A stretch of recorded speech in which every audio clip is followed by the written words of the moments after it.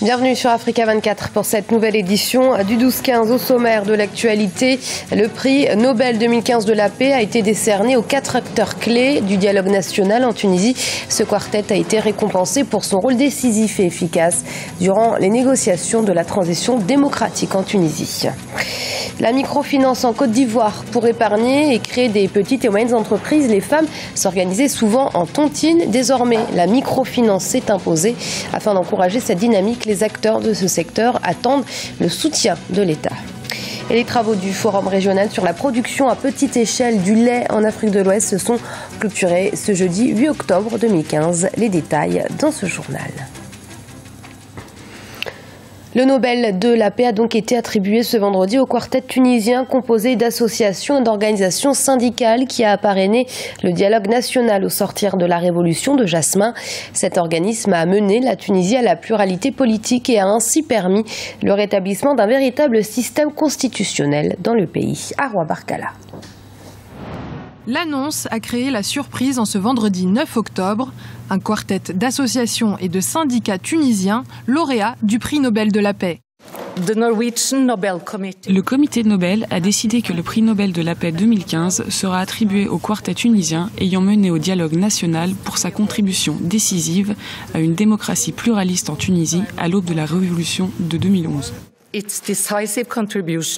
Le quartet tunisien nobelisé est composé de l'Union générale tunisienne du travail, l'UGTT, le syndicat historique en Tunisie, de l'organisation patronale de l'Union tunisienne de l'industrie, du commerce et de l'artisanat, l'UTICA, et de la Ligue des droits de l'homme, ainsi que l'Ordre des avocats. Le comité Nobel a salué leur combat pour une démocratie pluraliste et fait depuis ce vendredi 9 octobre la fierté des Tunisiens. Bien sûr, c'est un sentiment de fierté.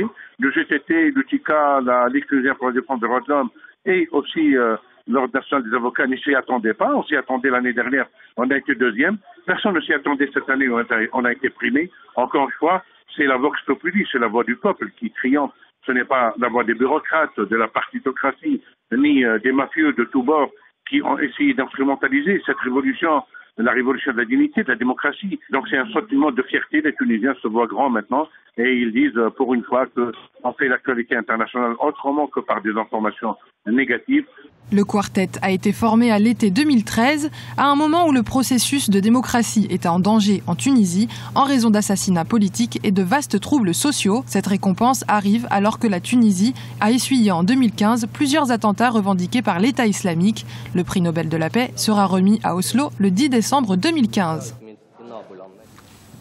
L'AFRA, l'association des compagnies aériennes d'Afrique, regroupe 45 compagnies du continent, mais aussi des partenaires industriels, des consultants ou encore des représentants gouvernementaux, aéroportuaires et des organisations internationales.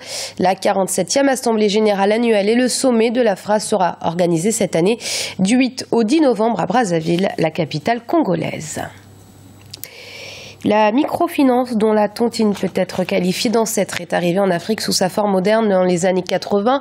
Après avoir connu une période de croissance inédite, le système donne aujourd'hui des signes d'essoufflement et a plus que jamais besoin de l'aide de l'État. Oumou Kelsumba. Les associations tontinières sont très présentes en Afrique de l'Ouest et en Afrique centrale. La tontine représente un moyen d'épargne et de financement de projets pour de nombreuses associations de femmes, souvent en zone rurale. En Côte d'Ivoire, la tontine est essentiellement pratiquée dans les secteurs comme l'agriculture ou le commerce. Aujourd'hui, et particulièrement en Afrique de l'Ouest et en Afrique centrale, la tontine, puisque c'est comme ça qu'on l'appelle en définitive, l'épargne communautaire qui est réalisée par généralement des groupes de femmes, cette épargne joue un rôle extrêmement important dans le développement des institutions de microfinance. Et donc nous les encourageons à venir vers les institutions de microfinance qui sont des institutions réglementées, qui sont sous la supervision du ministère de l'économie et des finances et de la Banque centrale, et donc qui leur donne beaucoup plus de garanties. Au cours de la dernière décennie, les institutions de microfinance ont connu un véritable essor au point de jouer un rôle important dans le financement des activités des petites et moyennes entreprises. Les acteurs plaident aujourd'hui pour une modernisation de ces pratiques. La microfinance est à l'heure actuelle l'instrument qui permet de démocratiser la finance au système financier dans son ensemble. Donc, un secteur qui peut jouer un tel rôle, je pense qu'il est temps, en tout cas en ce qui concerne la Côte d'Ivoire, je pense que les autorités en ont conscience. Parce que depuis ces dernières années, on voit de plus en plus que des réformes sont faites dans ce secteur, que des décisions sont prises pour encourager le développement de ce secteur. Mais il faut encore aller plus loin. Je pense que l'État de Côte d'Ivoire doit aller encore plus loin, doit soutenir les institutions de microfinance ivoiriennes. Le secteur de la microfinance en Côte d'Ivoire est sous la supervision du ministère de l'Économie et des Finances. Les acteurs du secteur privé plaident aujourd'hui pour une plus grande surveillance de l'État en ce qui concerne l'application des taux d'intérêt qui est de moins en moins en adéquation avec la catégorie sociale des premiers concernés par les microcrédits les plus démunis. Et ouverture ce 9 octobre à Paris, capitale française, du 8e colloque annuel sur le leadership en Afrique du club Dialotelli. Le thème retenu pour cette édition, quel leadership pour une Afrique émergente? Autour de tables rondes, les participants tenteront de répondre à cette question, une question cruciale pour accélérer le développement du continent africain. Les travaux du Forum régional sur la production à petite échelle du lait en Afrique de l'Ouest se sont clôturés ce jeudi 8 octobre à Nouakchott en Mauritanie. Ce forum a réuni des acteurs de la filière, des techniciens, des communautés d'éleveurs et des partenaires au développement. Il vise à identifier les difficultés rencontrées par les petits producteurs et ainsi trouver des solutions adéquates. Liselcia Kizimana. Forum régional sur la production de lait à petite échelle en Afrique de l'Ouest, à Nouakchott, en Mauritanie. La capitale mauritanienne a réuni du 7 au 8 octobre 2015 des acteurs de la filière laitière, des acteurs de développement, des techniciens, des communautés d'éleveurs et des partenaires au développement. Objectif, décrire, caractériser et évaluer la filière laitière et proposer des solutions aux principales difficultés rencontrées. Le lait joue un rôle important en Afrique de l'Ouest parce que c'est des populations généralement qui sont pour beaucoup des populations nomades qui sont à l'origine de ça, les populations Peul ou les populations Aoussa. Et puis au Sénégal, il y a les populations sérères aussi qui sont de grands éleveurs. Donc la consommation est très fréquente et puis d'ailleurs quotidienne en Mauritanie, au Sénégal, au Mali et puis au Nigeria. Donc c'est les plus gros producteurs et puis les plus gros consommateurs de lait.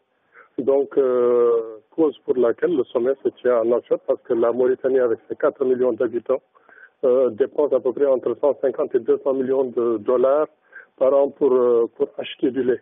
Ce forum sur la production à petite échelle du lait en Afrique de l'Ouest a aussi permis de mutualiser les expériences des mini-laitières en Afrique de l'Ouest et a rassemblé des connaissances actuelles sur le lait, un échange d'expériences qui a abouti à l'élaboration d'un document prêt pour la diffusion des informations afin de permettre une meilleure production. Les populations doivent attendre à ce qu'il y ait beaucoup plus de produits sur le marché parce que les produits sont parfois rares, par exemple au Sénégal, et puis les importations creusent le déficit budgétaire. Donc ils doivent s'attendre à ce qu'il y ait des productions de lait, des industries laitières dans les pays concernés et puis que le lait devienne une production, par exemple, beaucoup plus accessible à la majeure partie de la population. La Mauritanie reste un pays qui a un élevage très développé. Le secteur pastoral contribue à 14% au produit intérieur brut et génère 70% de la valeur ajoutée du milieu rural. La valorisation de ce secteur nécessite néanmoins du soutien en matière de recherche, de la mise en place d'infrastructures appropriées et de financement à l'endroit des éleveurs. Et ce journal a été préparé par l'ensemble de la rédaction. Merci de l'avoir suivi.